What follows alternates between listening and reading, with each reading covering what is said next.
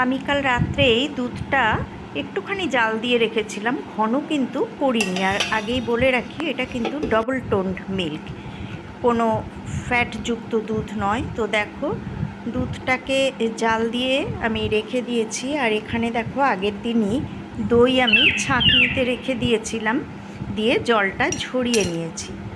আর এখানে দেখো, সেই জল ঝরানো টক দইটা একটা বড় কাচের বাটিতে নিয়ে, এইটা খেয়াল করো, চামচ দিয়ে আমি ভালো করে কিন্তু দইটাকে ফেটিয়ে নিচ্ছি। আর আমি যতটা বাটির যতটা দুধ ঢালবো, যতটা অংশ দই পাতবো, দেখো পুরো জায়গাটা কিন্তু আমি দইটা চামচ দিয়ে মাখিয়ে নিয়েছি। এবার আমি দুধটা এর মধ্যে দেখো দিয়ে দিলাম। দুধটা কিন্তু আমি একদম ঠান্ডা করিনি, ঈষদুষ্ণ অবস্থাতে আমি এর মধ্যে ঢেলে দিলাম। একদম ঠান্ডা করলে কিন্তু হবে না। এবারে চামচ দিয়ে ভালো করে এটাকে আমি দেখো বেশ করে মিশিয়ে দিচ্ছি। দই আর দুধ ভালো করে মিশিয়ে না দিলে কিন্তু হবে না। ভালো করে পুরোটা মিশিয়ে দিয়ে এবারে এটাকে আমি ঢাকা দিয়ে রেখে দিয়েছিলাম কাল রাত্রে। সারা রাত কিন্তু বাইরেই ছিল। তারপরে দেখো, আমি সকালবেলা বের করে নিয়েছি।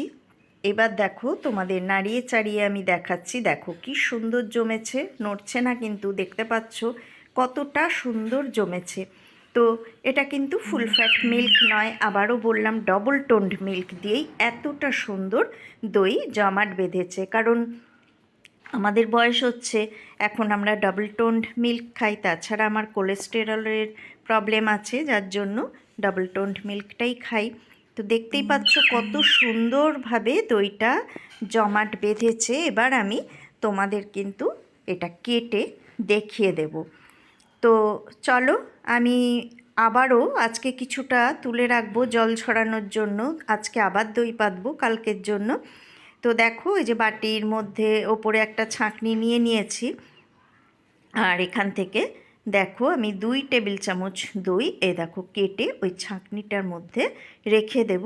আবার আজকে দই পাতবো কালকের জন্য। তো দেখতেই পাচ্ছ কতখানি জমাট বেঁধেছে, কত সুন্দর হয়েছে। তো তোমরা অনেকেই পারো, আর যারা যারা পারো না তারা অবশ্যই এইভাবে দইটা পেতো।